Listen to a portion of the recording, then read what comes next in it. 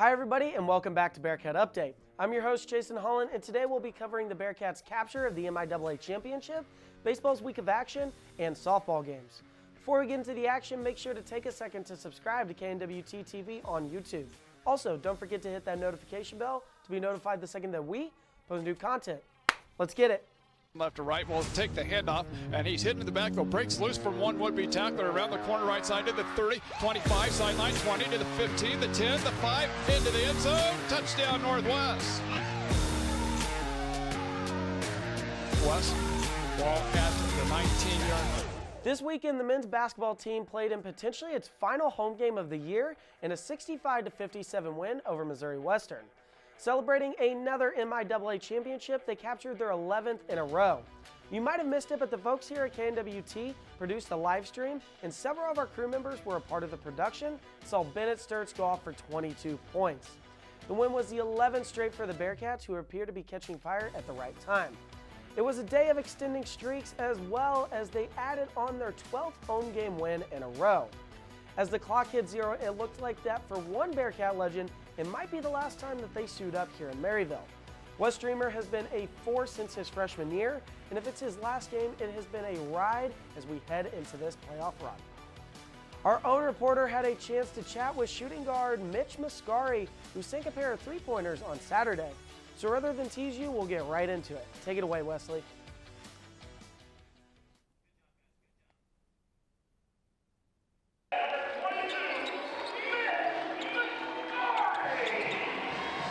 Mitch Mascari is no stranger to big moments.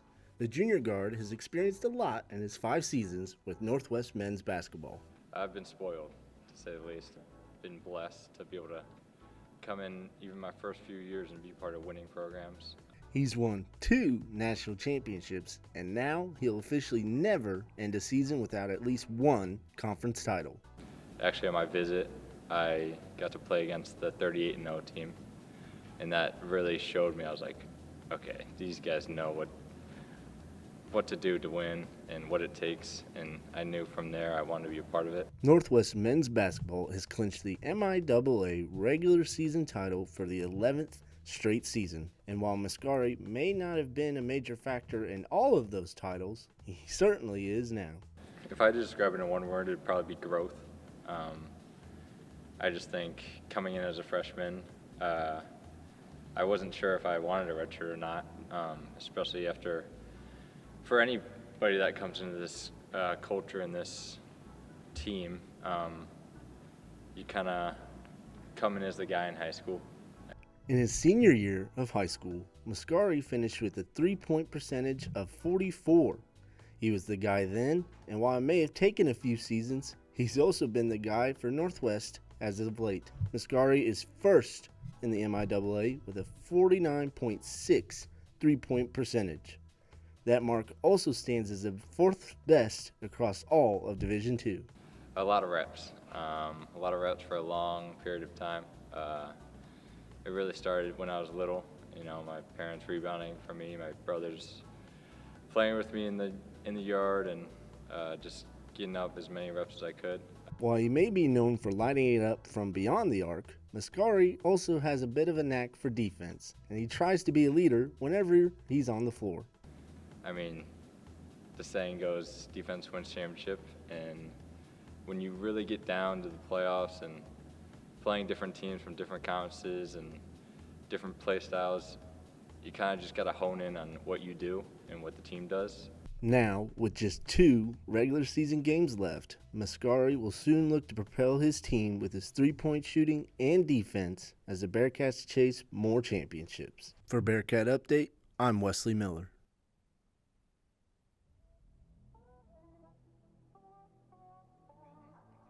Thanks, Wesley. Mascari wasn't the only guard to show out on Saturday afternoon.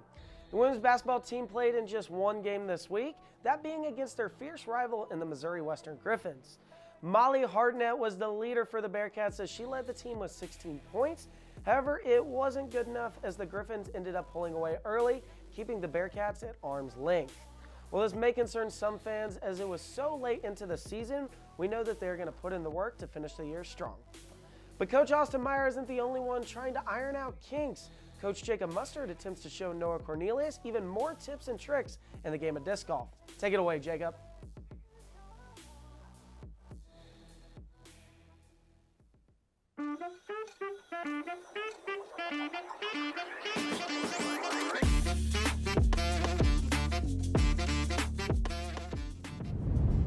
This week on Bogies to Birdies, we are going to analyze and break down Noah's form and some of the main issues that are limiting his distance potential.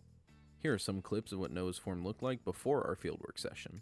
Next, we broke down some of his form in the field house. Here. From a side view, everything looks good. The basics are correct. But then when you look at Gentry's, you'll see that you extend, but you're not pulling through and driving with your elbow. You're actually twisting instead of pulling through. Yeah, this was what it looked like to start. Yeah. So we've already made. I just want to show you that there has been progress. Well, great progress. Yeah. Oh, significant. Yeah, significant. Like your current, around your body. Like if you were forming a straight line to your target, from here, you're actually pulling that disc behind your body. So you're getting in between the route, so you're having to come around your body. Gotcha. So you're reaching out here, Just you're watching coming the back. through here. For the timing issue that we're talking about is we want you to be planting here. When this is planted, we want you fully extended. Extended. So it's here to here.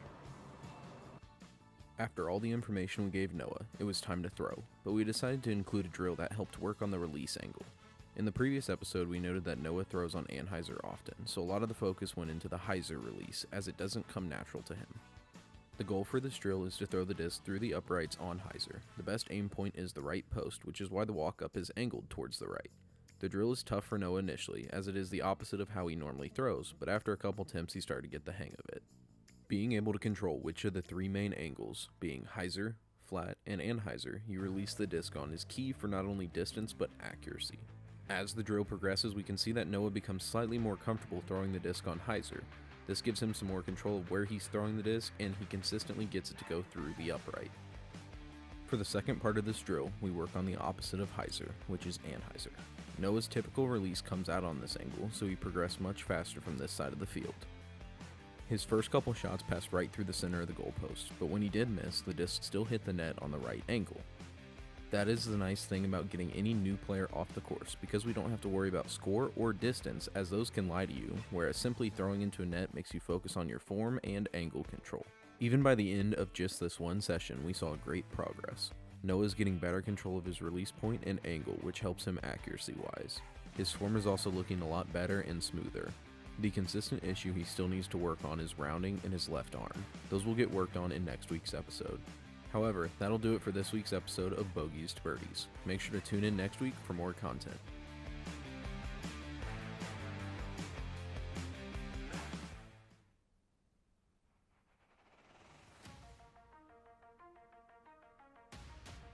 Thanks, Jacob. It looks like Noah's getting even better despite his youth and his disc golf experience. And just like Noah, the football team is making strides after the frustration of last year. But just because a team isn't playing games doesn't mean they aren't putting in the work. So reporter Luke Matthews talked with the athletic trainer to talk about the off-season preparations they are currently going through. Take it away.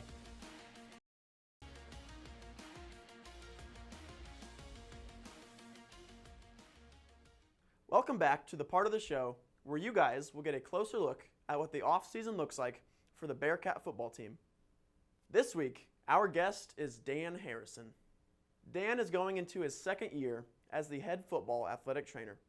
And as off-season conditioning amps up, Dan's role only gets bigger and bigger. Enjoy. All right, so treatments are a little bit different in the off-season. We're not dealing with as many rush to get back from week to week. We have a little bit more time on our hands when it comes to the off-season stuff. We have a lot more soft tissue stuff as opposed to that contact and direct blow that comes with football. The importance of recovery during intense workouts like this. I think our strength staff does a really good job of limiting the load and alternating between workouts so you're not getting too much load on lower body and avoiding the upper body stuff. they balance it out pretty well, so you're not getting overloaded off the get-go off that. With the recovery part of it, we have those Normatechs in the clinic in the training room. We really utilize those the best we can. That's one of those great ways to get the soreness out of you before it becomes an issue for the next day. So it makes you feel a little bit better going into the next workout. One of the biggest pieces of advice I can give to any student athlete when it comes to training, especially in the off season, diet is really important. Getting the right proteins and macronutrients in after a workout is really important, as well as the stretching. Again, going back to the Normatech stuff, getting that lactic acid out the best you can. But the diet and the stretching is probably going to be one of those best ways that you're going to reduce that soreness. Thank you all for watching. I hope you all enjoyed. Make sure to tune in next week as we will start hearing from the players themselves. Enjoy the rest of the show.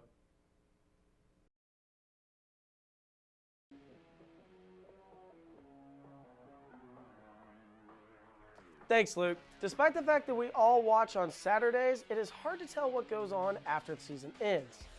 But if you're in the mood to prepare for the upcoming football season, just like our athletes, then how about we discuss the ongoing rivalry with Pittsburgh State? So let's get right into it.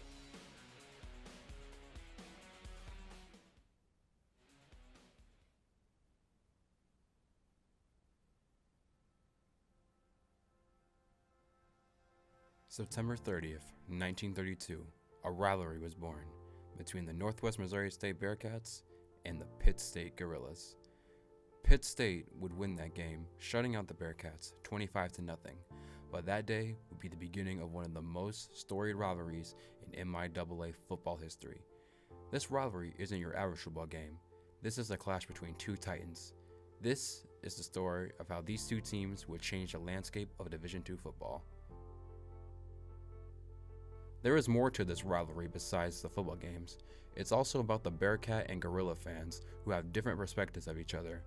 With Gorilla fans, the Bearcats represent everything they love and hate about football by having the swagger and that outlaw mentality in them. Then, for Bearcat fans, the Gorillas are their enemy standing in the way of glory, or sometimes a chance to win a championship. With the legacy between the Bearcats and Gorillas, many players have donned the green and white or the red and yellow throughout the years. From playmakers like Seth Wan and John Brown, every generation has left a mark on this rivalry. With every generation in the rivalry, it creates legends who will embody the spirit of their respected teams. Currently, the Bearcats and Gorillas have played against each other 56 times. This rivalry has changed throughout the years, as back in the 20th century, the Pitt State Gorillas dominated the Bearcats by beating the Bearcats with an 18-11 record against them. Then, when the 21st century hit, everything changed, as currently the Northwest Missouri State Bearcats have an 18-9 record against the Gorillas, and currently lead the all-time record of 29-27. Most recently, the Bearcats hosted the Gorillas as Northwest was celebrating homecoming. The Gorillas would come into town and dominate the Bearcats in a 28-7 win. This upcoming season, once again, the Bearcats will face the Gorillas in the final game of the season, as the Bearcats will be celebrating Senior Day as the rivalry continues. If it's Bearcat Stadium, Carney Smith Stadium, or even Arrowhead Stadium, you know that when the Bearcats and Gorillas fight, it's going to be intense. Each team will do whatever it takes to win on the gridiron. What team will be the last one standing in their next matchup? What playmakers will make the name for themselves? Only time will tell, but there's one thing that we do know is that Northwest and Pitt State will continue to captivate football fans for generations to come.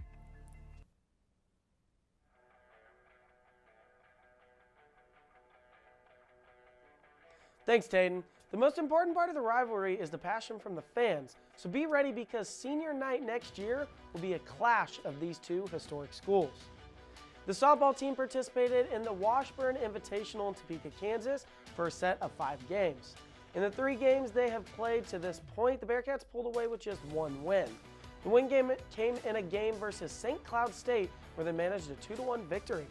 In the doubleheader on Saturday, the Bearcats dropped both games, with the first one to Winona State being lost 13-5, and in the second game, the Bearcats barely lost to Southwest Baptist by a score of 4-5, where they almost took it to extra innings.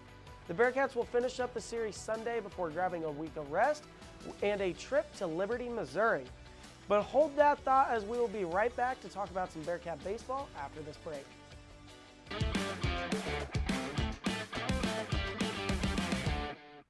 KZLX is a student-run radio station where Northwest students have complete freedom during their shifts. KZLX also hosts mini radio shows such as Nermageddon, Revive, Day-to-Day Picks, and more. To learn more, visit kzlxfm.com. Hey guys, I have the new season of Gen 2. Yeah! Get over here, let's check it out! Oh, you always gotta blow these things out.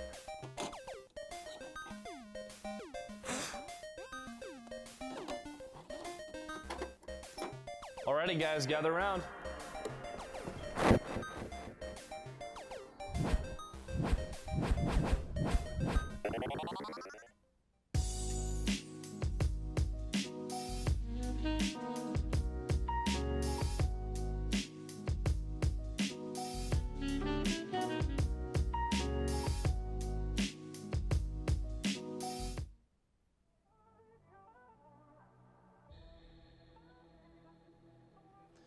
Welcome back to Bearcat Update.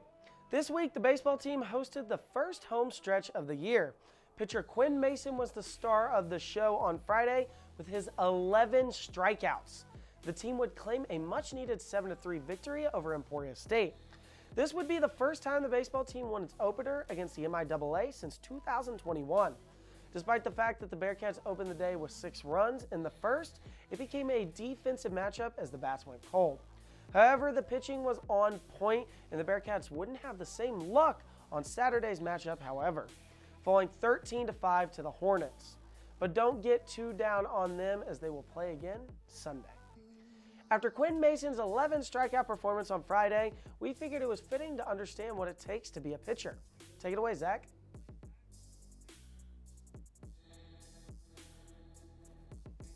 Hello everyone, I'm Zach Scott, and welcome back to Do You Have What It Takes, the show where we answer that spur-of-the-moment sports question when you say to the TV, yeah, I can do that. Now let's test that theory as we dive into a long-term series where I ask you, can you be an MIAA baseball player? Starting with the one position in baseball, the pitcher. Pitching in the MIAA is obviously difficult, with a side of not only a huge risk, but an even better reward. You have a ton of different options at your disposal for styles of pitching. Are you going to throw an advanced heater? How about you maximize the speed on your spin with a deadly curveball or sweeper, which will cut both sides? Or maybe you like to keep things a little off speed with a tricky pitch like a knuckleball or forkball.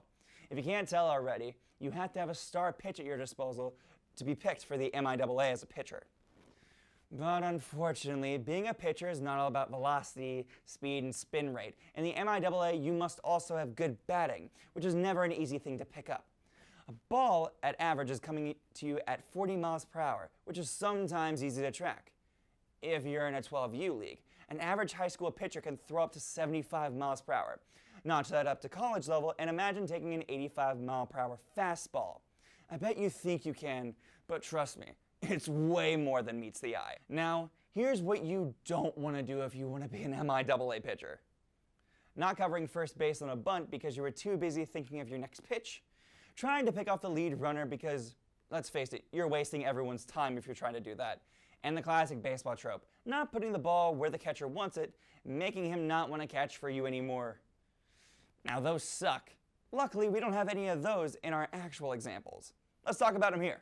What we see here is the Lids 2023 MIAA Championship, where the first at-bat, Parker Thomas will go against Jake Butler for the first time in the game.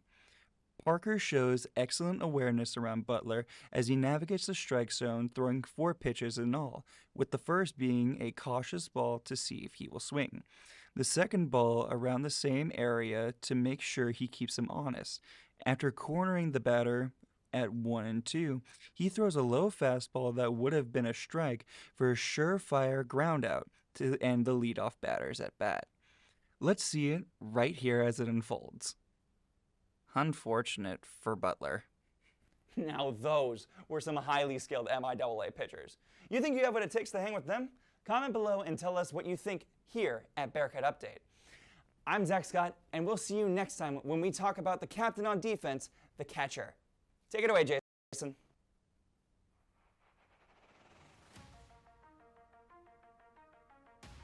Thank you, Zach. As previously said, this season of Bearcat Update, we have been granted unprecedented access to the cheer team. Our reporter Jake Walker happens to be on the team, meaning that we get to meet his teammates one by one. Take it away.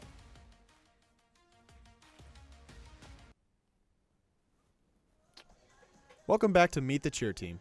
This week, we're taking some time to step away from the co-ed stunners, and we're going to focus on one of our all-girl stunners. Hi, my name is Paula Kanjisupi. I am a graduating junior here at Northwest Missouri State, and then I am a main base and also I can secondary base on the cheer team. Similar to Bella from a few weeks ago, the jump for Paula in high school cheer to college cheer was one of excitement, but also caution. So I was from Nebraska, so there's the Nebraska laws that we couldn't really stunt or do anything. So I think it was even just like my junior and senior year was when we first started stunting, and we only did preps and half full down, and that was literally it, and we thought we were so amazing. And then I came to my first clinic here, and literally the basic is to do like an extension, and I've never gone above my head before, so it was actually quite like a little bit of like a what am I doing here type of moment. But I tried it, failed, and then tried again, and it was a lot better, and it was really nice to have just like all those different people to help me work through the steps as like being a new person in the whole stunting realm, or however you want to say. Like many others on the team, Paula's involvement in cheer stretches beyond the Northwest mats and into the lives of future athletes around the region. I got a job at UCA, which is Universal Cheer Association, and through that way I'm able to kind of like keep up with like the cheer world, even though I kind of want to like put more focus towards like my career and go into grad school. I'm still able to like do cheer camps and teach other people and just kind of like even stunt and tumble on my own time over there, and without having like too much stress of like a college cheer team atmosphere. I'm still able to like work through it and see all the kids and different people like that. With Paula's time at Northwest coming to an end, she shares some words of encouragement for any potential Northwest cheerleaders. It's just like really fun to just like really be like so silly goofy, and like with the friends I found here on cheer, it's very much like I'm so comfortable and like I have no problem being myself and just like maybe like doing a little like light yoga or like tapping their shoulders or anything like that. So it's very fun to just kind of like be silly and goofy and like not have to always be like really stressed out in a way. That's all the time we have with the cheer team today. We're going to swing this one back over to your host. Take it away, Jason.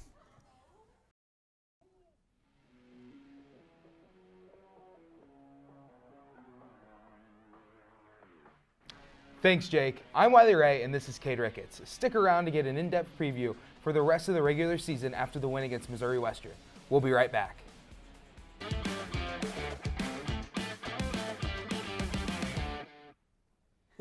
Here at Tower Yearbook, we are a dedicated staff of photographers, designers, copywriters, and practicum students. Our staff is a student-led, student-run media outlet, producing a book with over 300 pages. Be sure to pop out at any of our portrait or distribution events. So stay tuned to our social media to see what's up.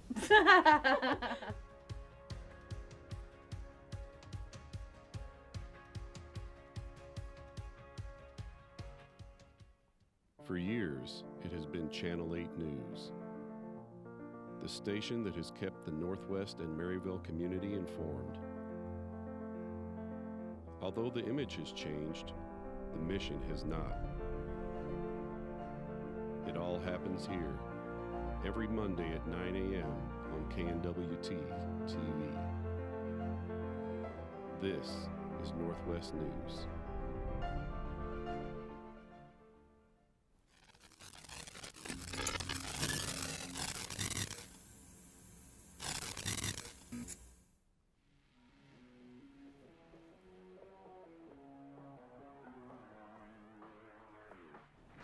Welcome back to Bearcat Update with the X. I'm Wiley Ray, and alongside me is Cade Ricketts, and today we're going to be recapping the Missouri Western game and talking a little bit about the rest of the regular season. Cade, you had the honor of covering the doubleheader Saturday with the Griffins and the Bearcats on KZLX. What were some things that you liked and that you didn't like about how the games took place? Yeah, I mean, just starting off with the women's game, obviously slower start is what really affected us in that one. Yep. Our slow start and not being able to, we kind of were unlucky in a way. Some open shots just didn't roll in our way, but the Griffins, it's their defense, that press they run, their women's team, all games, start to finish, they're in your face, they're creating you to make tough shots. We just weren't able to make them. I think a bright spot in that game for me would have been Molly Hartnett. She had a really good second half. She looked really sharp. They kind of settled in, but I think it just took them too long to settle in is what happened there in that one. Yeah, you know, that was one thing we discussed last episode was the Bearcats need to start hot, and the Bearcats unfortunately didn't start hot, and they suffered it, only putting 5 points up in the first quarter. So that was the big thing. But in the second half, it was, you know, Bearcats looked like a completely different team and were able to stop that Griffin offense and then get some big stops. Once again, big stops on defense for that team as well. And what were some things you liked about the men's game for the Bearcats? Yeah, I mean, it's a rivalry game. So start to finish, you know it's going to be tough. And in those games, it kind of plays like a playoff game in a sense. It's going to be a really hard-fought game, even though you might think you're going to win because they had been struggling recently. It was a back-and-forth game. And I think anytime you can come out on top in that game, it's a win. Especially in the first half, we only shot 7 for 19. We really struggled shooting the basketball. And then in the second half, we cleaned it up, shot a lot better. We're able to get a little bit of separation. I think one of the biggest problems that happened for the Griffins is we'd pull ahead by about 4 or 5, and they would just come marching right back and cut it to a 1-point game. But when they lost Jerron Fames, they're one of the better players early in the third, we kind of were able to get a little bit more separation. And I think that's what overall helped us win that one. You know, and we can't ignore the elephant in the room. Bearcats won their 11th straight MIAA title at home against the rival. It's nothing short of exciting and sweet to beat your rival and to clinch that MIAA title at home. Absolutely. I mean, it was so cool just being there for the call, watching the celebration, the trophy ceremony, the cutting the nets. I mean, that's just something that's so special and something that I don't think our fans take for granted, even though it's been 11 straight, which is, I mean, come on. Yeah, that number 11 just gets sweeter and sweeter every time you talk about it. But, you know, we still got 2 more games in the regular season. Bearcats on the road for the last 2. They go to Central Oklahoma and Missouri Southern. And just kind of looking at Central Oklahoma, what are some things that kind of worry you a little bit? You know, it's on the road. It's a little bit of what I like to call a trap game. But what do you think about that game? Yeah, I mean, I think Central Oklahoma has a really talented roster start to finish. And I mean, yeah, 2 road games. Obviously, we've been better at home than on the road. Our only losses in the MIAA have came on the road. I think it's just finishing strong for us. I mean, it's down the stretch. We're pushing towards the tournament, the MIAA tournament, the NCAA tournament. You just can't overlook these games. Even though we won the big rivalry game, we already cut the nets, that celebration, you can't let that be the reason why you fall asleep at the end of the year. Yeah, and just looking at the women's game really quick, 2 players that really stick out are Carly Wadsworth, averaging 9 points a game, and Reagan Fox, averaging 8.5 points a game. But other than that, they really just across the board, even spread, they all score around the same amount of points. As a team, they average 64 points a game. And then on the men's side, Jaden Wells averaging 21 points a game. We talked about how Jaden Wells is arguably one of the best players in the MIAA, if not the Division II NCAA.